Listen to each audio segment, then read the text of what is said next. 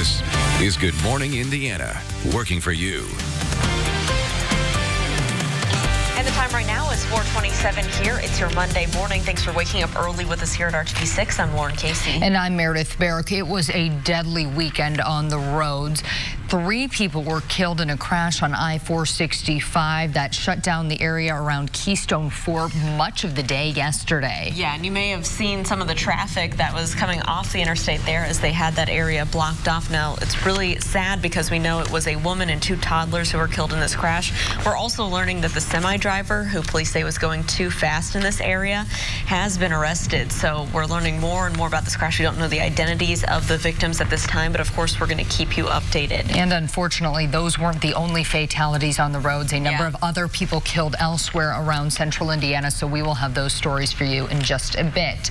But we want to bring in Todd Clausen right now for a check at our weather. I understand we might see some rain here this week because of Hurricane Barry. You know, we actually could use some rainfall. You know, you drive around, you see the grass, it's been dying all across the area. So it comes in mainly tomorrow and Wednesday. Today, there's the chance of a few spotty storms, but they're just like yesterday. They'll pop up here in the peak heating of the day. Some of you will see them. Most of you will not see these storms tomorrow. It's all about the heat and humidity again today, really. 74 still in Indianapolis. Super muggy out there still as you walk out the door. 71 in Kokomo, 72 in Muncie. We're up to about 91 today for your high temperature with those PM storm chances. Again, they're just some isolated thunderstorms throughout the day today, in between plenty of hazy sunshine.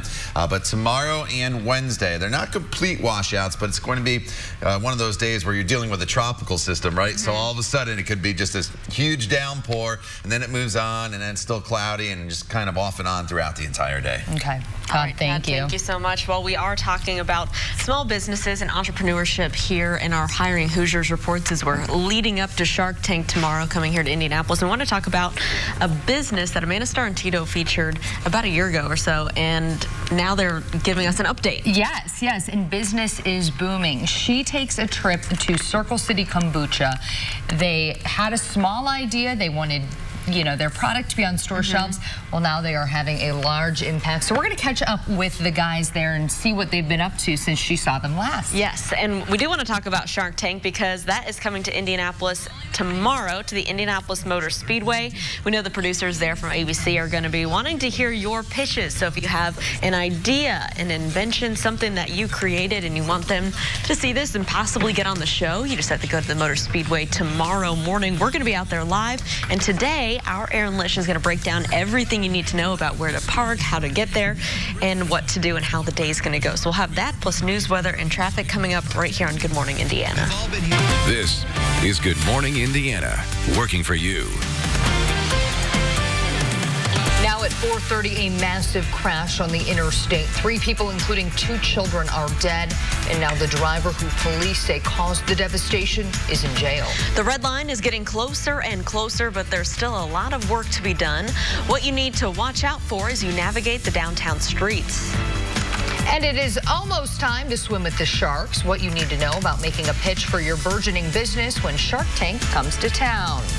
It is 4:30 on your Monday morning. Thanks for starting your week with us. I'm Meredith Barrick. I'm Lauren Casey. Elena Martella is here with a look at traffic in just a moment. But we do want to kick off your work week with Todd Clausen and see what we can expect in the forecast. And we know we're keeping a close eye on Barry and how it's going to impact us this week. Yeah, you know, it's all about 2 things here this week. The heat and humidity. We have that almost every day. And then, as you mentioned, the remnants of Hurricane Barry will be moving through the area as we get into the day tomorrow and also on Wednesday. So we have the potential here this week for some much needed rainfall. Today, this morning, as you walk out the door, it is all about the heat and the humidity. We're still in the 70s in all these locations with the exception of Greensburg, and there's a lot of humidity around there as well. 74 in Bloomington right now, 72 in Crawfordsville, 72 in Muncie. So we have partly cloudy skies this morning. For the most part today, it'll be partly cloudy with just these isolated storms that flare up during the course of the day. You know the drill. Here we're in the middle of summer now. You're used to it. You get these isolated downpours, a little bit of lightning, the storm moves on. You can carry on with your plans. Not the case case tomorrow. As Barry continues to lift to the north, we'll see numerous showers and storms off and on throughout the day tomorrow with those tropical-like downpours. So today, temperatures will climb quickly into the mid-80s by the noon hour with partly cloudy skies, low 90s this afternoon with those spotty storms that'll be building in. The time now is 4:31. And it's time for a first look at traffic on this Monday morning. Here's Elena. All right, thank you, Todd. No major issues out on the roadways right now, but we have some projects that are underway, leaving parts of the interstate closed. Southbound I-65 between the South Split and 465 down to that south side closed. So to get around this, actually this closure is going to continue until July 22nd, so should add that as well. So to get around it, I-70 westbound down to I-465 eastbound, that'll get you where you need to go. And again, keep in mind this continues for another week. Let's take a look at this area right now. You can see NDOT crews are over there in those southbound lanes. The northbound lanes you're able to go, so everything should be smooth sailing if this is part of your northbound drive. Let's take a turn over to the south side even further. I-65 at I-465, and traffic's moving along again just fine in those northbound lanes. The good news for your morning drive today, those roads are dry. Elena, thank you. A devastating crash on the northeast side over the weekend, taking the lives of 3 people. And now a truck driver is in jail because of that crash. Police say the semi-driver caused the fiery collision on I-465, and he is now charged with reckless homicide. A woman and 2 toddlers were killed in the chain reaction crash. Witnesses told police a semi driven by Bruce Pollard was traveling at a high speed when it plowed into stop traffic near the Keystone exit. The car with 3 people killed burst into flames. A total of 8 vehicles were involved. Pollard told investigators another car cut in front of him and sped away, but several hours after the crash, police took Pollard into custody. The driver of the semi has been arrested on 3 preliminary charges of reckless homicide, as well as 5 counts of criminal recklessness causing injury. It means that there was enough evidence at the scene, and based on our investigation at this point, we felt like that driver was driving recklessly enough to warrant preliminary charges. The eastbound lanes near the crash scene were closed for most of the day. Police have not yet released the names of the victims in the crash. It is 4:33. If you drive along Meridian Street, Capitol Avenue, even College Avenue, you're gonna need to get used to seeing the orange cones and construction crews out there. And this week, you'll notice some changes to your commute. As our Nicole Griffin tells us, all of this comes as we get closer to the completion of the Indigo Red Line. Driving down College Avenue is a smoother ride in some areas on the north side. That is because crews are starting to repave parts of College and Meridian Street for the Indigo Red Line bus rapid transit. Starting this week, drivers will start to notice the final lanes and pavement markings on the road as we get closer to the Red Line opening for service. I think that's one of the things that Indianapolis needs is mass transit, more people using mass transit. It's been a little disruptive a couple of mornings just having to go around College Avenue, but overall it hasn't been too much of an issue. The Red Line will run 13 miles through Indianapolis, providing frequent transit between Broad Ripple and the University of Indianapolis. Starting Monday, crews will start to install medians along the route. That means drivers will only be able to make left turns at intersections with traffic signals. Crews will work north to south on College and then move over to Meridian as paving is completed. This is summertime, so people expect that road construction is going to happen. So I think the best idea is probably just plan ahead, knowing that's going to impact your schedule and work around it. This is the latest timeline from Indigo on the construction work. All major road work is expected to be done by July 31st. By mid-August, work on the Red Line stations will be complete, and the Red Line will open for service on September 1st. 30th and Meridian.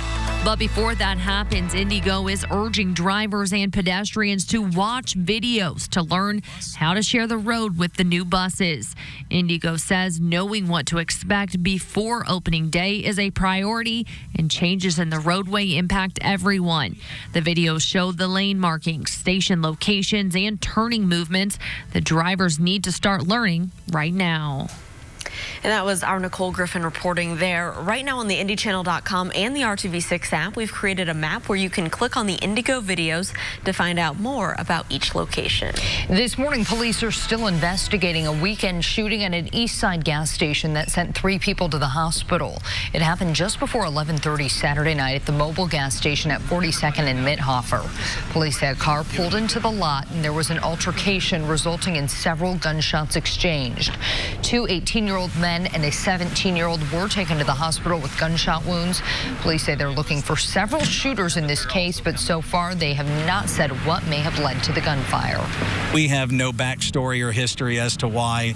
At the end of the day, regardless of what the backstory is or the history, nothing as important as shooting up a gas station and cars and shooting 3 individuals over for something I'm pretty sure is going to be pretty stupid.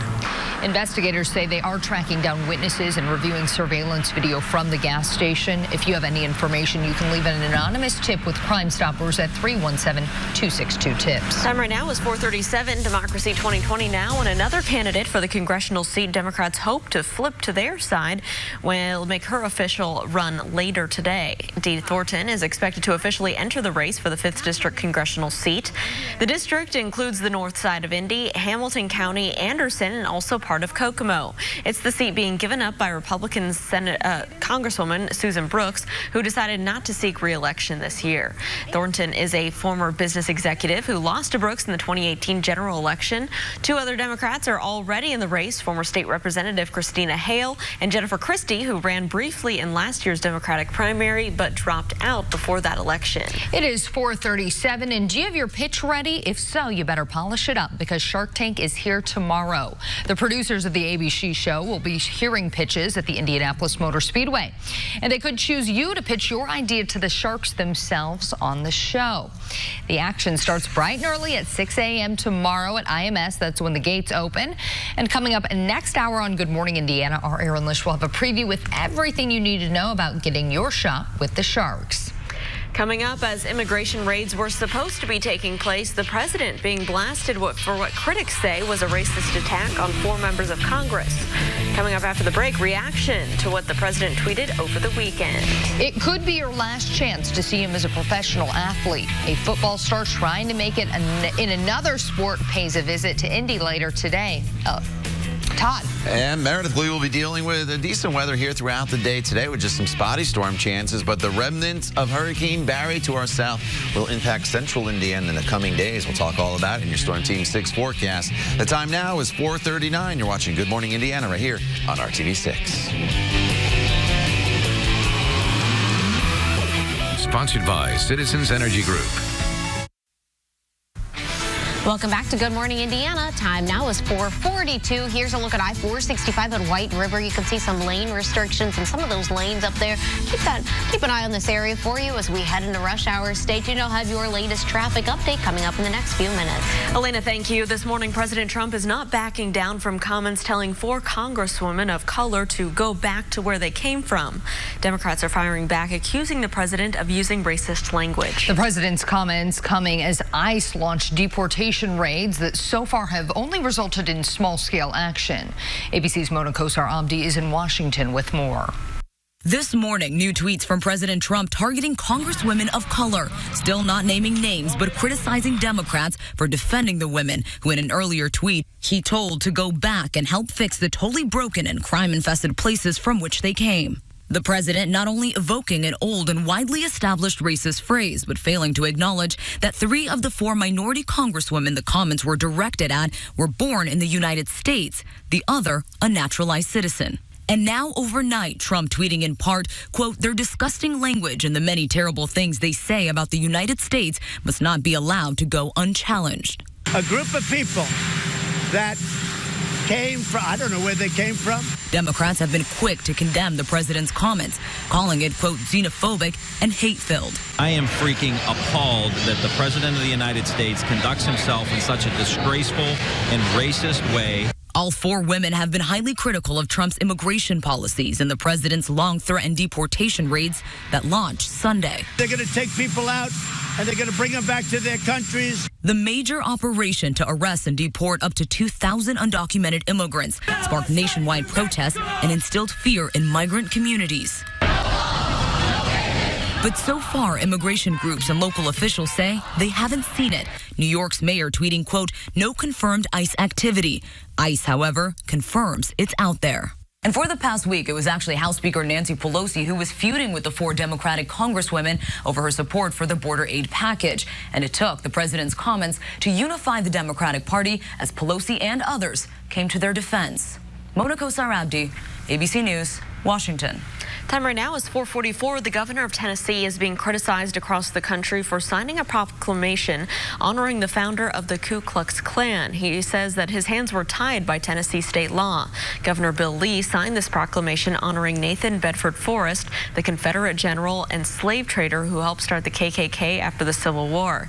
The signing comes as in the middle of a long fight over Confederate statues in several states, including a bust of Forrest that's displayed in Tennessee's state capitol.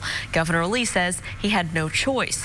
Tennessee state law says that the governor must sign the proclamation honoring Forrest and several other Confederate leaders every year. A terrifying moment for a group of rafters in Pennsylvania. Just check out this video as this raft heads directly toward a waterfall, then flips over. 6 people tossed into the raging water. A park official says they were on a rented raft when they missed a turn and passed several signs warning them not to continue.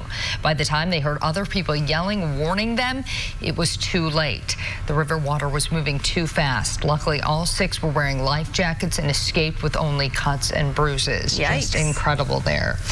It is 4:45 right now. Todd, you've got a check at our forecast. And it's pretty quiet here this morning across central Indiana. That's the good news. But overall, this week is going to turn pretty active as we bring in the remnants of Hurricane Barry that made landfall over the weekend down there in Louisiana here into central Indiana. 74 degrees right now. The humidity is way up there. It's uncomfortable as you walk out the door this morning. And really, honestly, it's going to stay uncomfortable humidity-wise throughout the entire day today. Temperatures in the 60s and 70s all across central Indiana this morning. 70 in Crawfordsville, 70 in Richmond, 69 as you make your way into Greensburg as well as the Tipton area. So temperatures really don't differ much from north, south, east to west here this morning. We're all in this very warm and muggy air mass. So as we go throughout the course of the day today, we'll have the hazy sunshine and partly cloudy skies through the noon hour. Temperatures get up into the low 90s this afternoon, and then throughout the afternoon hours with the heat and with the humidity, once again we'll build in the isolated storms. Now yesterday afternoon and evening they were all to the north and northeast of Indianapolis. Didn't get any rain from Indy to the south, but that could change today as these isolated storms start to build into the area. And you see here on TrueCast as we go throughout the day, we're just fine through the 11 o'clock hour as we get into the peak heating of the day. Again, these pop-up thunderstorms, probably nothing severe today, but lightning obviously makes every thunderstorm dangerous, and you can also have just some very heavy rainfall and then they'll move on. Those are mainly the 2 threats that you'll deal with here throughout the day today. And then throughout the evening hours, we'll start to bring in some what we'll call more widespread or steadier rain as we get closer to midnight and then beyond as the remnants of Barry start to make their way into the area. So here's the satellite radar picture right now. You see just partly cloudy skies. We'll expand out, and you could see to our south towards St. Louis. This is the leading edge of some of that precipitation, but it's a pretty slow-moving system as it starts to lift to the north. The real heavy rainfall is down to the south, and this will weaken as it continues to make its way to the north, so it's probably not going to be that steady batch of rain that moves in, but you have to remember this was once a tropical system, so this could put down copious amounts of rainfall in isolated areas as it moves through. It's not going to take a whole lot to wring out some of that moisture into these heavy downpours throughout the day on Tuesday and even into Wednesday. This evening, a spot storm or 2 is possible. Temperatures will be in the 80s. It's warm and it's muggy with sunset this evening at 9:12. So tomorrow is most likely going to be a Storm Team 6 alert day for you with the consistent threat of showers and storms throughout the course of the day. It's not going to be raining every single minute of the entire day, but when it does rain, it's most likely going to come down quite heavy at times. You see a little bit of a break during the noon hour, and then more isolated downpours start to stroll in here throughout the afternoon and into the evening, and this is going to continue into Wednesday as well. Following Barry, it's going to bring in a whole lot of heat and humidity. Look at the heat wave as we get into the end of next week. I know it was hot over this weekend, but potentially starting on Thursday and going all the way through the weekend, the hottest and most humid air mass we've seen so far this summer is set to arrive in central Indiana. Elena. All right, thank you, Todd. Here's a look at I-465 at Keystone Avenue up on the north side. You can see traffic's flowing along just fine right now for your drive. A little bit of a lane restriction over there on that your left side of the screen, but nothing major out there right now. Let's take a look at the map. We have a project that's continuing through July 29th. Southbound I-65 closed between I-865 and I-465 up on that northwest side, the Dog Leg. So to get around it, you're going to take 865 westbound down to 465 southbound, and that'll get you where you need to go, whether it be back to I-65 southbound or if you're going to continue on I-465. So just keep that in mind. This will continue again for another 2 weeks from today. So this does add some extra time to your drive. So might want to leave earlier than you typically would if it is part of your drive. One last look at the roads now. I-465 at Harding Street down on the south side. Traffic's flowing along just fine. Your morning drive's looking pretty great if you're heading out the door right now. Elena, thank you. It was all Simon Pagenaud on the streets of Toronto on Sunday. The Indy 500 champion picked up a crucial win as he makes a run for the points championship. Pagenaud was dominant. He led 80 of the race's 85 laps before taking the checkered flag. Scott Dixon was second, followed by Alexander Rossi. Rossi is now just 4 points behind the series point leader, Joseph Newgarden, while Pagenaud is in third in the points standings.